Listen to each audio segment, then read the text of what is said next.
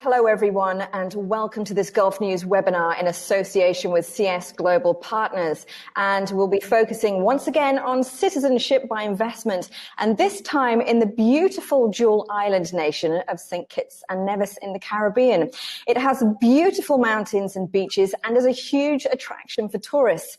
I'm your moderator for today. My name is Emma Brain. I'm a British presenter and reporter, and I've been working across media platforms in the UAE since 2003.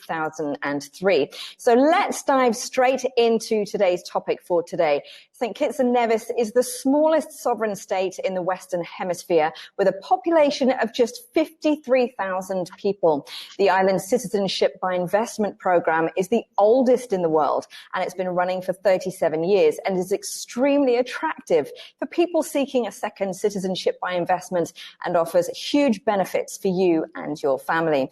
And today it's my absolute pleasure to be talking to the Prime Minister of the Caribbean nation, Dr. the Honourable Timothy Harris, and also Mr. Les Khan, CEO of St. Kitts and Nevis CBI programme. Good afternoon to you both. I know it's very early in the morning there, so thank you so much for joining us today. Good afternoon, and thank you for having us. It is just after 8 in the morning. It's breakfast time, but we are happy to be here. I'm super happy to have you both. Now, Prime Minister, if I can come to you for the first half of this session. Now, St. Kitts and Nevis was the first country to establish citizenship by investment as an option for international investors to gain a second citizenship. Does this legacy still have an impact on the program today? Thank you for that question, and we are very proud that some 37 years ago, those before us, our leaders, had the vision to determine that there was a need for an alternative pathway if the smallest sovereign state in the world was going to be able to fend for itself and advance. 37 years after, the answer is yes, the legacy still lives. We are proud at this time to be considered internationally to have the oldest and the best citizenship by investment program. 37 years after, we have the longest experience in management of CBI program.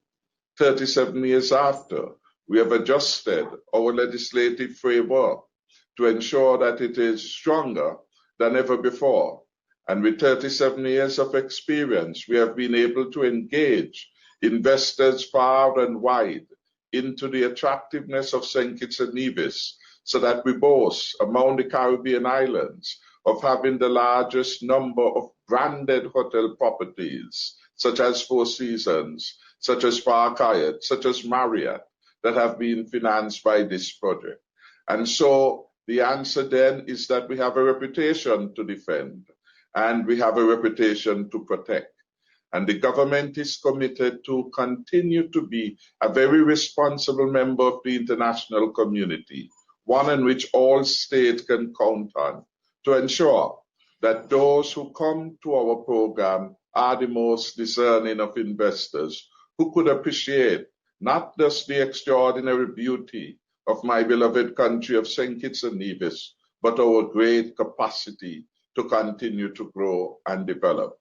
So we are very satisfied at this time to have the best program, and we commit going forward to continue to provide competent and reliable service. We commit that we will be always the most innovative program available, and of course we value the trust that we have developed over all these years with our clients, with governments far and near. We value that very highly, and so we will continue to be a reliable member of the international community.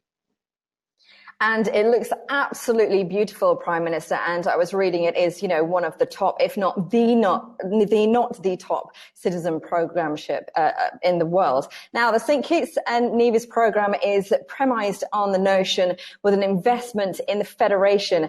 An application can receive citizenship and live and work in the country. In a post-COVID-19 world, what are the greatest incentives for foreign investors there?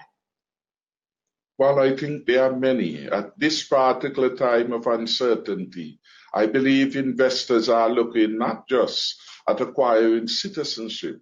We're acquiring it in a country which is peaceful, which has strong rule of law, and which is growing or has that capacity. St. Kitts and Nevis, of course, has that. And this is not just my saying it. Internationally, there is what is called the World Justice Project Rule of Law Index. And among our peers in the Eastern Caribbean, we have been consistently the best performer year after year, which is an indication that the rule of law is strong, property rights are respected, our judiciary is working and working well. So an investor need not be concerned about the reliability of his investment, his ability to move the profits, the gains, etc. All those things are facilitated under our rubric of law and order. We also have one of the most successful democracies. We were one of the first countries in the world that have had to face a general elections in the context of COVID-19. Our success at managing general elections in those very difficult times again shows that we are a country with tremendous respect for rule of law, for democracy, and of course we are an example. Another important index, in my view, is the United Nations Quality of Life Index. You compare us to countries large and small, St. Kitts again is among the top performers and quality of life, whether it is education, healthcare, per capita income. We are among the best performers within the region. Within the entire hemisphere, we are in the top 5. Within our own OECS, we are number 1. Within the wider Caribbean region, we are again top of the class. So I believe we bring predictability to investment, we bring the protection of property rights, and we bring a democracy in which people can come, bring their family, and be an active participant in the socioeconomic life of our country. That certainty in an age now of uncertainty, in an age where there are difficulties in some countries regarding government excesses, I think St. Kitts and Nevis now is like a gem. And I would want to encourage all those who are thinking about investment. Think not just about citizenship.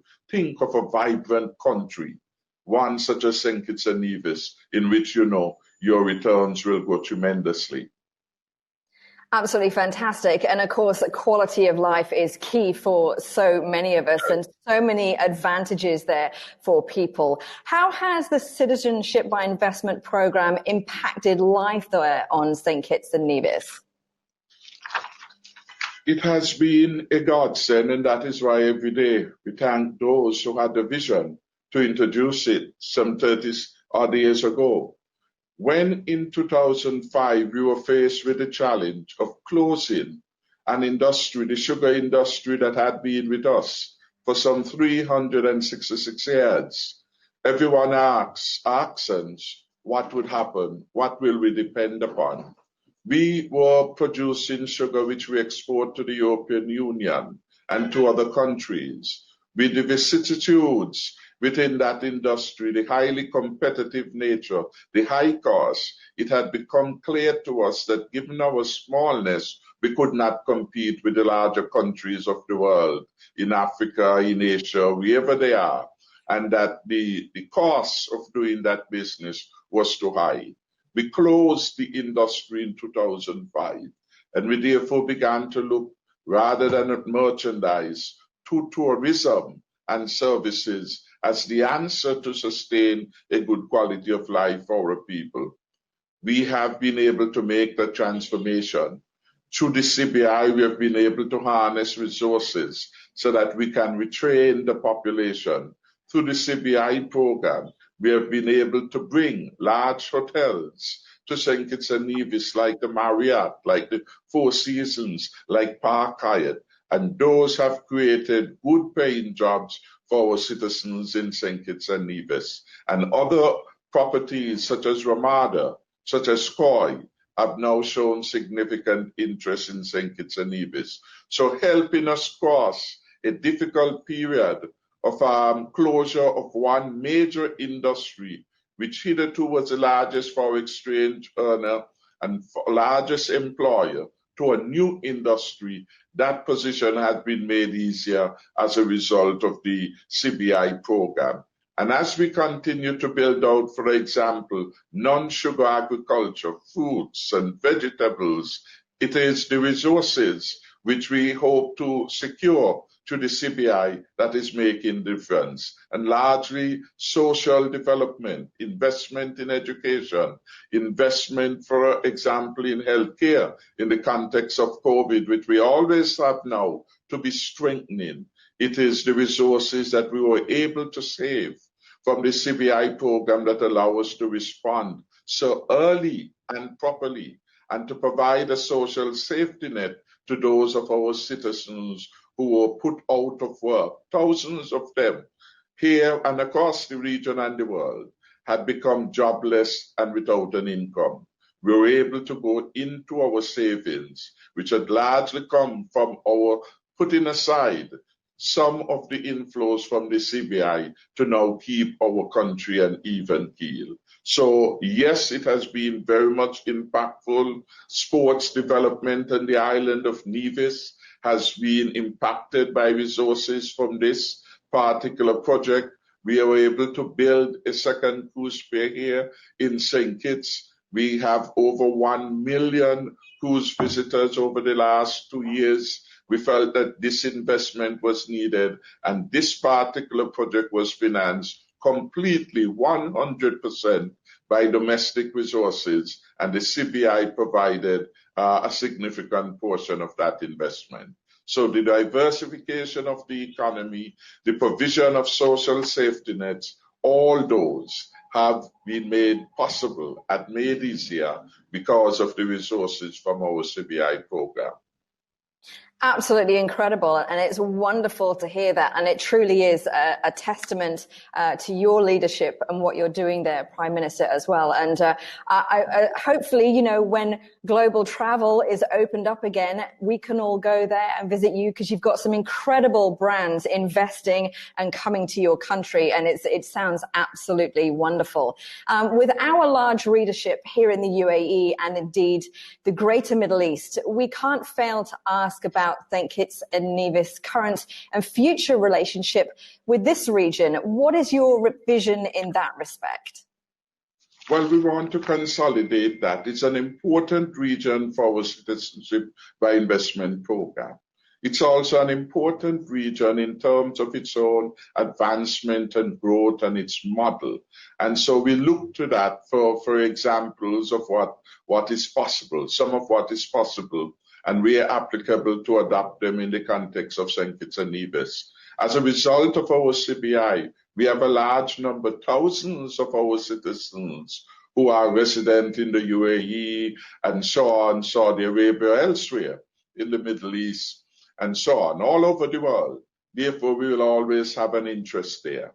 And what we want is to make St. Kitts and Nevis an attractive destination for them to come home to St. Kitts and Nevis, to contribute more, to be part of life here, experience a different life than they would have there in the Middle East or anywhere else in the world. Our calm, our serenity, our natural beauty, all of these things in the era of COVID have taken on prominence. The ability to be out in the sun, to get the tropical breeze for all its therapeutic impact on our health, all those now are alluring attributes for any country, and St. Kitts offered those in high measure.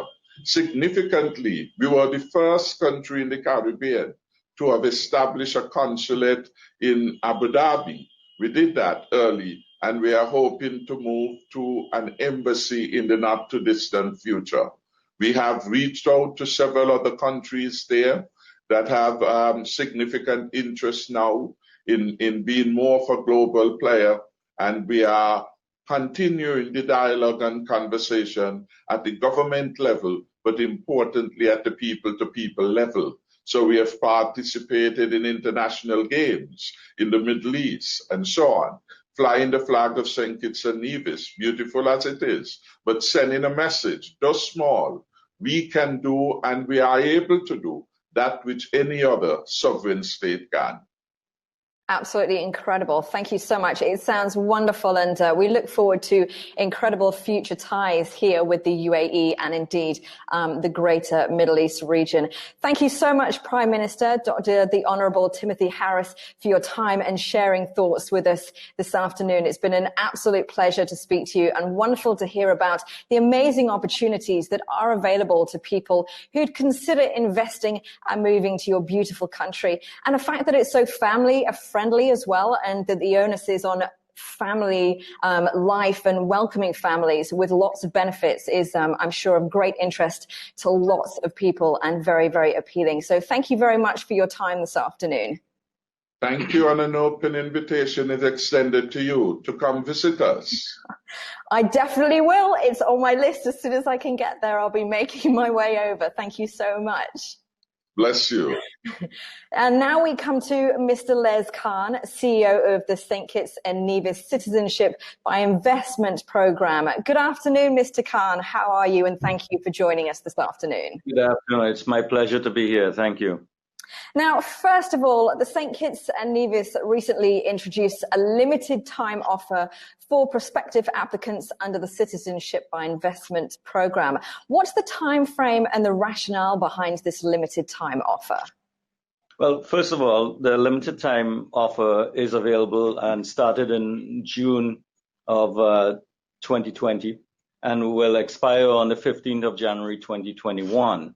The rationale behind it is to ensure that we give everybody an opportunity during this period of time of COVID and uncertainty. We give families the opportunity to get citizenship so that they can travel more freely and can be with their loved ones. In addition, we expect that with individuals applying for citizenship in St. Kitts and Nevis will also come to St. Kitts and Nevis. And as the Prime Minister so rightly stated, we want them to come here and visit and contribute to the economy. So with the limited time offer for this period of time, we are given the opportunity to family members to get in at a most reasonable price line. Okay, fantastic. And what are the investment requirements under this limited time offer, and how is it differing from the normal investment requirements that you would have? Under the limited time offer, the investment option is $150,000 for a family of 4. Now, and this is up to a family of 4. So under the existing environment, prior limited time offer, an individual, a single applicant, could be at $150,000. And the spouse will be another $25,000, and then the dependents would be an additional $10,000. So generally, a family of 4 would normally cost about $195,000 US dollars. And with the limited time offer, there is a discount of $45,000. Now, it is different from the other investment options because we haven't made any adjustments to any other option. The real estate option stays the same at $200,000 or $400,000, and those are still available to our clients, and we see a large interest in that. But with the limited time offer, we are seeing a lot of applications coming in and a lot of individuals from the Middle East taking advantage of this very special offer. I'm sure, because when you kind of stack it up against other options, it's extremely affordable, and with everything else that you have to offer as well, and the benefits that you're giving to people wanting to move there for a second citizenship, why would you not take advantage of this? It's amazing. And this limited time offer is best appreciated by families. Which family members can be added to an application for this citizenship by investment program in St. Kitts and Nevis? The St. Kitts and Nevis Citizenship Program allows for a main applicant, and that main applicant has to be over the age of 18. Then their spouse and their dependent children. Their dependent children can be up to the age of 30. In addition, the parents of the main applicant and the spouse can apply under an application, and the grandparents can also apply. In order to qualify for the parents, they'll have to be over the age of 55 years. And this was an adjustment that we made to accommodate and recognize that in the Middle East specifically, there are a lot of families where the parents take early retirement and now become dependent on the children at a very early age. So this adjustment was made, and it just reinforces the government's thoughtfulness in considering such a family venture. And we made this adjustment a while back. Sounds amazing once again. And Mr. Khan, the CBI Index, a yearly publication by the Financial Times PWM magazine, was released not so long ago on the 7th of September. And Kitts and Nevis was the only country to receive full scores under the citizenship timeline pillar. What do you think sets St. Kitts and Nevis apart from its competitors in this respect? And it's a great accolade to have. Well, thank you for recognizing that. And this pillar of timeline is one of 5 pillars that we received full points on.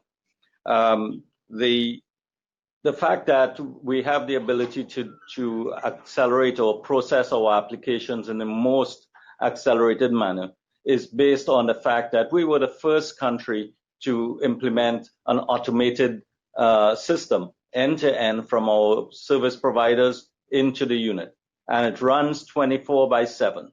This allows our clients, our service providers, to put in their applications real time and for the unit to be able to access it. Now, with this score of 10 points and a full score, what we have been able to do to achieve this is to be able to offer our clients an accelerated application process. And we are the only program in the world that offers an accelerated program. And this is because we have been able to master our process, master the efficiency with which we expedite these applications. And I would like to emphasize that we expedite, we process quickly without compromising our due diligence, without compromising the integrity of our program. I was going to say, and my next question, due diligence is also a cornerstone of the St. Kitts and Nevis program, and indeed is another part of the CBI Index assessment under which the Federation received your full scores. What's involved in the due diligence process? What happens? The due diligence is the most important part of any application process, and it begins at the point that a client asks for an agent to represent him and to put in his application. At that point, that agent, be it in the Middle East or any other part of the world, will do know your customer, will do some research on the background of that client to ensure that the integrity of that client is one that St. Kitts and Nevis will accept. In many cases, agents will call to my office directly and will do a pre-scan, would inquire as to whether we will accept this person or not accept this person. So there's a lot of dialogue going on with our agents. And this becomes part of why we are so good at what we do, because we engage with our agents even at that point in time.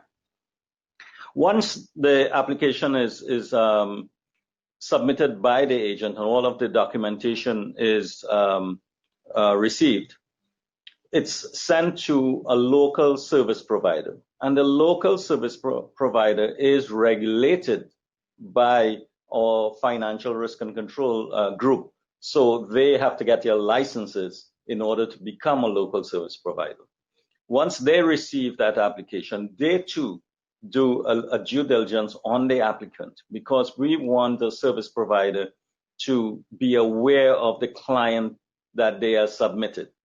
We don't want the service provider to just be a mailbox. So we emphasize this, and it goes into the enhanced due diligence that we do. Once that's achieved, the file comes to the unit, and this is where the unit now takes over the whole process of the application.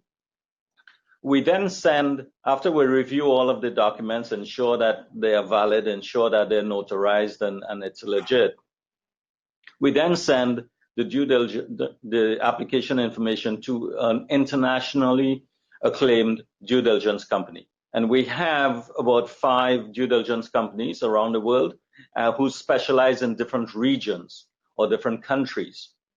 And we keep a very close tab on them. Once we give it to them, they do media searches, they do open source searches, and then they put boots on the ground and they send individuals to do discrete inquiries on the applicant and his family, his employment, any records that might be public but not published. There are verification on employment, on education, place of residence. These are things that we get our boots on the ground to submit a report back to the major due diligence company, and they submit a total report, which is not a recommendation for citizenship. It's just a report that gives us as much detail as possible, and then we review that. The second part of the due diligence is in sending the same information to international law enforcement. There's a group in the Caribbean who we send this information to, and they have access to databases from the US, from the EU, from the UK, and from Canada and other countries. And they then are able to check for links to terrorist activity, terrorist financing, criminal activity, money laundering, Interpol. These are some of the areas that they will go into, and they will also send a report. When the unit receives both of these reports, they will do a review and an assessment of the information that has been received against what the client has submitted to us. And at that point, if everything matches, then we will make a recommendation for citizenship. So it's a very thorough due diligence process, and one that we know that we excel in, and we put as much emphasis in this process as any other process, in fact more, because of we have to ensure that the integrity of the individuals obtaining citizenship is one of the highest caliber. That's amazing to hear. I mean, the comprehensiveness of it, the strictness of it, because of course the safety and the security of the country is key. So thank you so much, Mr. Les Khan, CEO of the St. Kitts and Nevis Citizenship by Investment Program, for all of that information. Absolutely fantastic. And I think one of the it's testament to the success of your program, that its longevity. You've streamlined the processes. You've made it very easy. There's huge benefits to everyone. It's absolutely incredible. And we say once again, thank you so much to the Prime Minister of this successful Caribbean nation, Dr. the Honourable Timothy Harris, as well. And as we wrap up, we'd like to thank once again CS Global Partners for helping us with this webinar. So Mr. Les Khan, thank you very much for joining us this afternoon. It's been a pleasure to speak to you. It's my pleasure. Thank you very much. Thank you so much. And it's been a pleasure to speak to you both and to hear about all the opportunities that are available through the CBI program. And while I'm certain that many of our viewers will already know of the beauty and the warmth of St. Kitts and Nevis, I'm equally sure that many will have benefited from learning the skill with which it's faced the COVID-19 crisis and its commitment to health and well-being of all its residents. And with the new wave of COVID-19 looming for many of us, I expect this will be on many people's minds as they consider where to move next. And equally, the limited time offer Mr. Khan kindly explained to us comes at exactly the right time for families who want to feel safer with an uncertain future. Coupled with the CBI program's ability to deliver quick processing, it presents a unique opportunity for investors to obtain citizenship in a manner that is both a cost and time efficient and effective. thank you finally to you, our viewers. I hope this webinar was able to spark not just your imagination, but also your interest in one of the most exciting solutions for dynamic families available today. And St. Kitts and Nevis, a beautiful, beautiful country, definitely one to explore and one to check out the CBI program, that's for sure. Once again, we thank you so much. The Prime Minister, Dr. the Honourable Timothy Harris, and you, Mr. Les Khan, CEO of the St. Kitts and Nevis Citizenship by Investment Program. Thank you so much for joining us this afternoon. My name is Emma Brain, and we hope to bring you more interesting webinars in the future.